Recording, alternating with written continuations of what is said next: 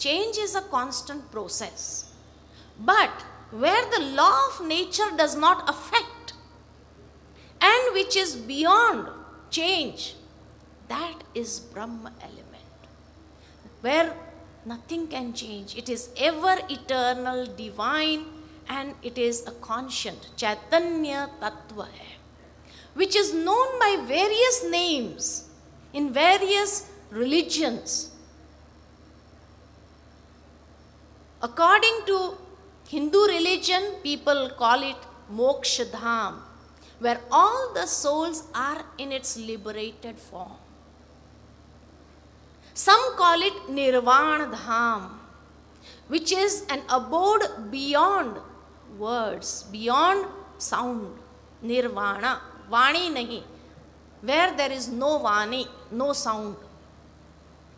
Some call it Brahma Mahatattva. It is the eternal element which is known by this name as Brahma. Some call it Ruhani Dunya. The Muslims, they call it Ruhani Dunya, where all the souls are residing in their eternal form. They do not merge in that element, or they do not merge in the Supreme, but they have their eternal existence because they are imperishable, indivisible, immortal souls. Eternal souls. So the existence of each and every soul is also there in that Ruhani Dunya, in that abode of souls. Some call it the highest heavenly abode, which is the highest on the high. Some call it by the name Param Dham, which is also the highest abode. Some call it Shanti Dham. It is an abode of silence. Some call it Satva Asman. It is the seventh sky. The 5 elements world. 6th is a subtle element in between the physical world and the eternal world, Brahma. And that is the 7th element, Satva Asman. So various names are given to it. In the Sikh religion, it is said as Sachkhand. It is an abode of truthfulness, where there is complete truth, eternal truth prevailing. So various names are given to this abode, and the description of which will be further in our further chapters. The second question, what is spirituality? So spirituality is that authority. It's an authority of knowledge. Is that authority which the soul attains through constant study and progresses ahead in its efforts, through which it moves away from the authority of Maya. Either we are in the authority of Maya, or either we are realized and we gain that stage of spirituality.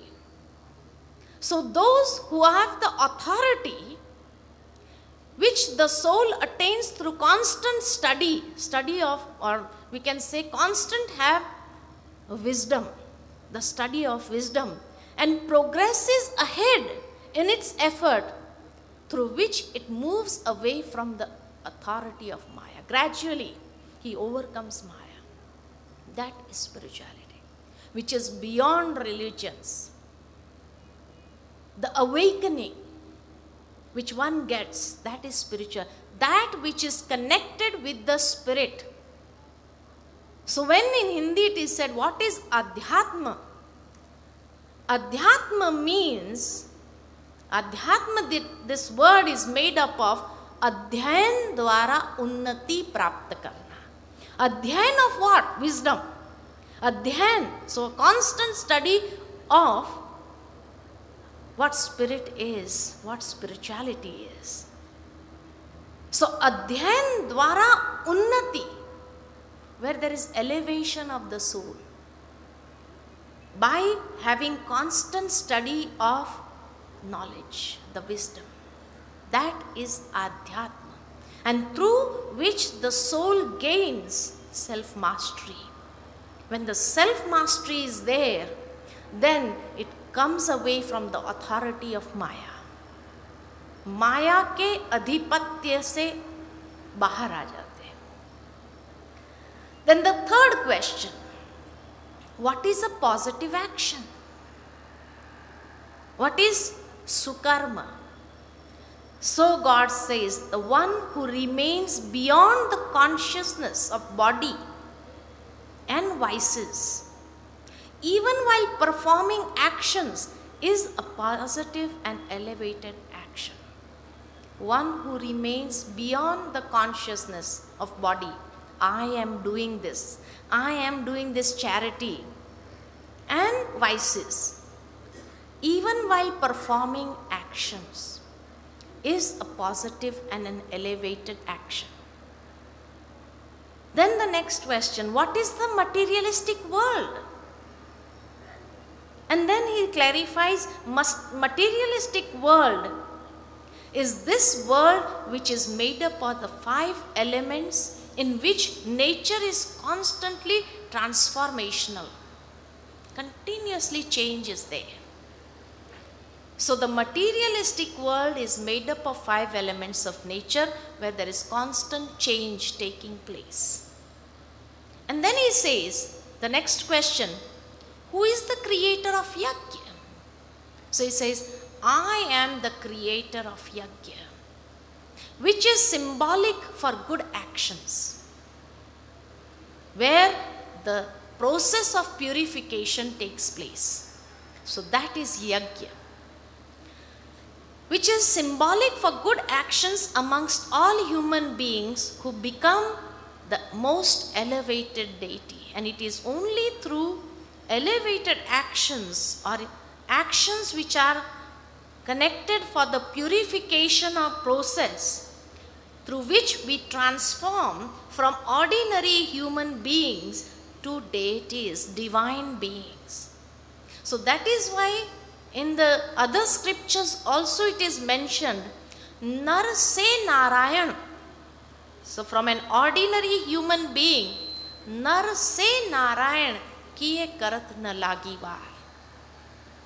It does not take time for God to transform those self-realized souls from ordinary stage to Narayan. So from Nar to Narayan, from humans into deities, it is transformed on the basis of the type of karmas. The more elevated karmas, the more he easily gets transferred. And who is the creator of that yajna who transfers, which teaches us the art of purification of the self? Who is the creator? So he says, I am the creator of that yajna. Who is that I? Not a divine being, not a deity, but the supreme being.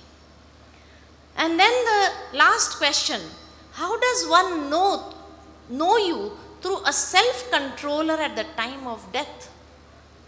So he says, one's remembrance at the end time will be according to whatever he has practiced throughout his life. Antamate so gate. So whatever he has been practicing throughout his life, that will be the state of his mind in the end time. He who leaves his body in my remembrance reaches me. Therefore, hey Arjuna, be constantly in my remembrance and then fight. The activities of Maya practically emerge in the form of obstacles when a person is meditating, like lust, greed, anger, attachment, and ego are the wicked enemies. And these enemies will not allow you to remain in God's remembrance. They continuously snatch away that divinity from your intellect. So that's why he says, fight with these vices. Fight with this Maya and overcome. That is the constant enemy, the most wicked enemy of the human being. And then further he says, again he defines his personality. That's why I said, till 6 chapters, he was talking about the reality and the originality of the soul.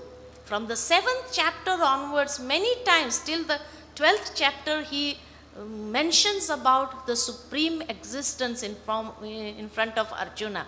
So he says, hey Arjuna, I am all knowledgeful, eternally the controller of all, subtlest of the subtle, sukshmate sukshma, subtlest of the subtle, the embodiment of support for all, ever divine form of light, bodiless one, ashariri. I do not have a body of my own. Ashariri, I am the bodiless one. So this is how he has again clarified who is one who is beyond birth and death, who is ever eternal. So he clarifies further, I am the sukshmate sukshma, most subtle entity.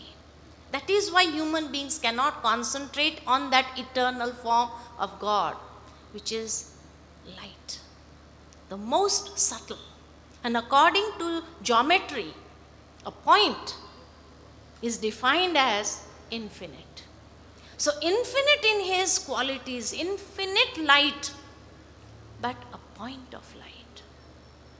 And then he further says, hey Arjuna, the ones who are knowledgeful follows the promise of celibacy, they become pure, withdraws his senses from the external materialistic world, makes his mind the embodiment of yoga, and his heart filled with special loveful feelings, gets his intellect stabilized in the point form, that is, he becomes soul conscious first, because as is the consciousness of the person, so is his remembrance. So would he remember. When a doctor is at home and he is in the most ordinary consciousness that I am the father of this child, he plays with the father, he does gardening also, he does various activities, because he is not in the consciousness of being a doctor at that time. So he does all sorts of activities. But Monday morning when he gets ready to go to the hospital, he does not have to chant, I am the doctor, I am the doctor, I am the doctor. No. But once he starts getting ready, immediately his consciousness changes from an ordinary